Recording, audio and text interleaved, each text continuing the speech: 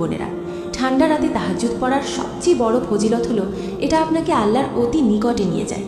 যখন চারপাশে নীরবতা, সবাই ঘুমে মগ্ন, ঠিক তখনই আল্লাহ তাআলা তার বান্দার জন্য বিশেষভাবে নেমে আসেন রহমত নিয়ে। রাসূলুল্লাহ সাল্লাল্লাহু আলাইহি ওয়াসাল্লাম বলেছেন, আমাদের প্রতিপালক আল্লাহ প্রতি রাতের শেষ তৃতীয়াংশে নিকটবর্তী আসমানে অবতরণ করেন এবং বলেন, কে আমাকে ডাকছে, আমি তার ডাকে সাড়া দেব। কে আমার কাছে চাইছে, আমি তাকে দেব। কে আমার কাছে ক্ষমা চাইছে, আমি তাকে ক্ষমা করব। সহিহ বুখারী ও মুসলিম। ভাবুন একবার, শীতের রাতে কম্বলের উষ্ণতা ছেড়ে আপনি যখন অজু করেন, ঠান্ডা পানিতে হাত মুখ ধুয়ে আল্লাহর সামনে দাঁড়ান, তখন আপনি আসলে আল্লাহর বিশেষ ডাকে সাড়া দিচ্ছেন। এই সময় পড়া 2 রাকাত নামাজ আল্লাহর কাছে 1000 রাকাতের থেকেও বেশি প্রিয়। এই নৈকট্য কোনো দুনিয়ার মানুষের সাথে তুলনা করা যায় না। দুনিয়াতে কেউ আপনাকে বুঝুক আর না বুঝুক, তাহাজ্জুদের সময় আল্লাহ আপনাকে পুরোপুরি বুঝেন। আপনার না বলা কষ্ট, গোপন চোখের পানি, সব আল্লাহ দেখেন। এই কারণেই যারা নিয়মিত তাহাজ্জুদ পড়ে তাদের হৃদয় অন্যরকম শান্তি পায়, কারণ তারা জানে রাতের সেই নিঃশব্দ সময়ে আল্লাহ সবচেয়ে কাছে থাকেন। দ্বিতীয় ফজিলত, ঠান্ডা রাতের তাহাজ্জুদ দোয়া কবুলের সবচেয়ে শক্তিশালী সময়। প্রিয় ভাই ও বোনেরা, ঠান্ডা রাতে তাহাজ্জুদ পড়ার দ্বিতীয় বড় ফজিলত হলো এই সময় করা দোয়া খুব দ্রুত কবুল হয়, কারণ এটা আল্লাহর নির্বাচিত সময়, যখন তিনি নিজেই বান্দাকে ডাকেন। আল্লাহ তাআলা কোরআনে বলেন, তোমরা আমাকে ডাকো, আমি তোমাদের ডাকে সাড়া দেব। সূরা গাফির 60। রাসূলুল্লাহ সাল্লাল্লাহু আলাইহি ওয়াসাল্লাম আমাদের জানিয়েছেন, রাতের শেষ তৃতীয়াংশে আল্লাহ বলেন, কে আছে যে আমার কাছে কিছু চাইবে, আমি তাকে দেব। সহিহ বুখারী, সহিহ মুসলিম। ভাবুন তো, শীতের রাতে যখন আপনার শরীর কাঁপে, চোখে ঘুম, ঠিক সেই মুহূর্তে আপনি আল্লাহর সামনে হাত তুলছেন। এই কষ্টের প্রতিটা অনুভূতি আপনার দোয়াকে আরও ভারী করে তোলে। এই সময় করা দোয়াতে কোনো মুখোশ থাকে না, হৃদয়ের গভীর থেকে কান্না বের হয়। অনেক বান্দা দিনের পর দিন যে দোয়া পায় না, তা তাহাজ্জুদের এক ফোঁটা চোখের পানিতে আল্লাহ কবুল করে দেন। কারণ এটা লোক দেখানো ইবাদত না, এটা একান্ত ভালোবাসার কথা। তাই আপনার অপূর্ণ ইচ্ছা, ভাঙা স্বপ্ন, গোপন ব্যথা সব নিয়ে ঠান্ডা রাতে তাহাজ্জুদের সিজদায় পড়ে যান। ইনশাআল্লাহ আল্লাহ নিরাশ করবেন না। তৃতীয় ফজিলত, ঠান্ডা রাতে তাহাজ্জুদ গুনাহ মাফ ও অন্তরের পবিত্রতা এনে দেয়। প্রিয় ভাই ও বোনেরা, ঠান্ডা রাতে তাহাজ্জুদ পড়ার তৃতীয় মহান ফজিলত হলো এটা বান্দার গুনাহ মাফের অন্যতম বড় মাধ্যম এবং অন্তরকে পবিত্র করে দেয়। আমরা দিনে কত অজান্তে ভুল করি, কত কথা, কাজ আর চিন্তায় গুনাহ জমে যায়, যা মানুষ দেখে না, কিন্তু আল্লাহ দেখেন।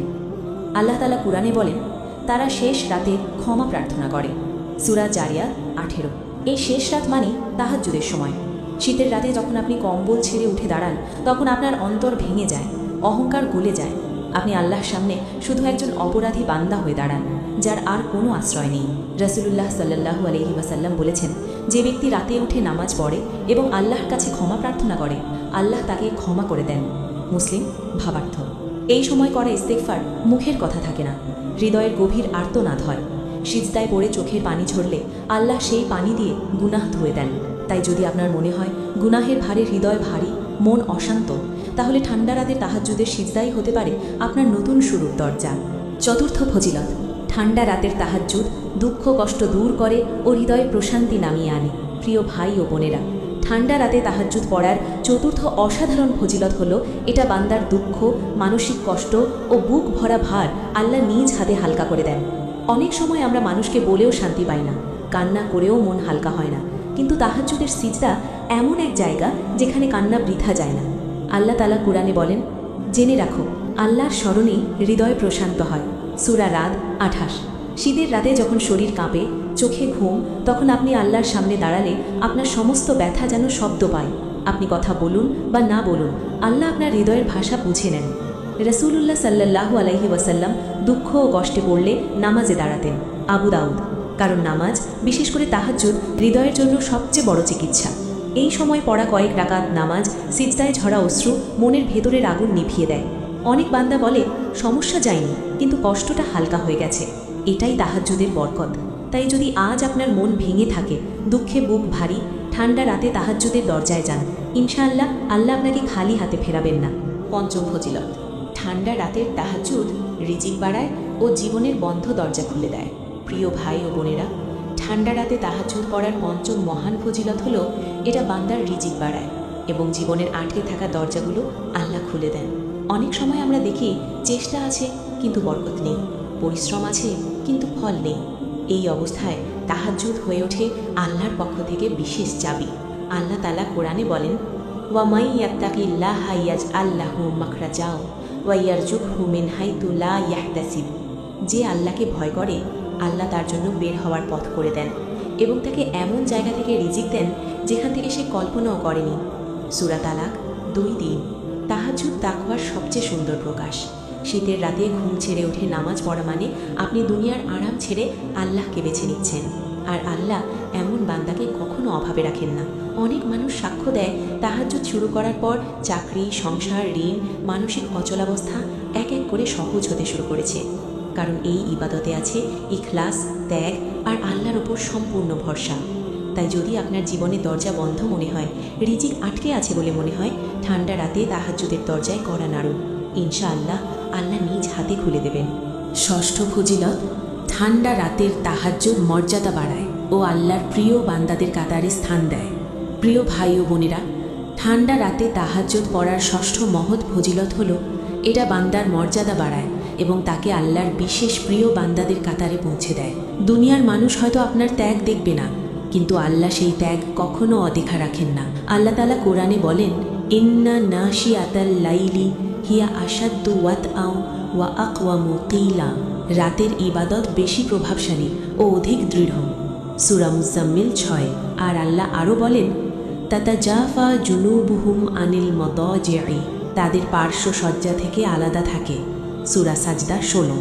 এই আয়াত তাদের জন্য যারা রাতের আরাম ছেড়ে আল্লাহর সামনে দাঁড়ায়। ঠান্ডা রাতে তাহাজ্জুদ পড়া মানে আপনি আল্লাহকে জানিয়ে দিচ্ছেন, হে রব, আমি তোমাকেই সবচেয়ে বেশি চাই।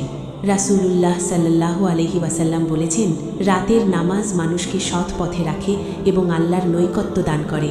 তিরমিজির ভাবার্থ। এই ইবাদতের কারণে আল্লাহ বান্দার সম্মান বাড়ান মানুষের চোখে, ফেরেশতাদের কাছে এবং আখিরাতে। তাই যদি আপনি চান আল্লাহ আপনাকে বিশেষভাবে চিনুক, তাহাজ্জুদের সাথে সম্পর্ক গড়ে তুলুন। সপ্তম ফজিলত, ঠান্ডা রাতের তাহাজ্জুদ জান্নাতের সুসংবাদ দেয় ও কিয়ামতের নিরাপত্তা এনে দেয়।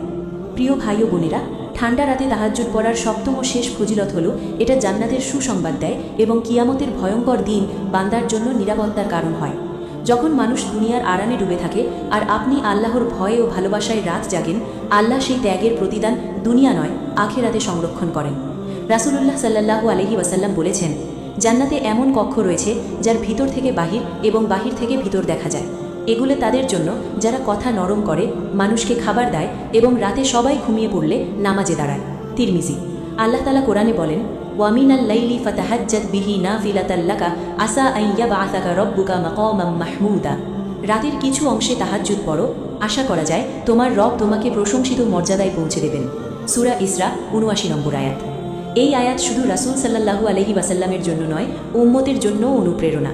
ঠান্ডা রাতে পড়া তাহাজ্জুদ বান্দার জন্য কবরের অন্ধকারে আলো হয়ে দাঁড়াবে, কিয়ামতের মাঠে ছায়া দেবে। তাই আজ কষ্ট হোক, শরীর কাঁপুক, এই ইবাদত আপনাকে এমন জায়গায় নিয়ে যাবে যেখানে আর কোনো দুঃখ থাকবে না।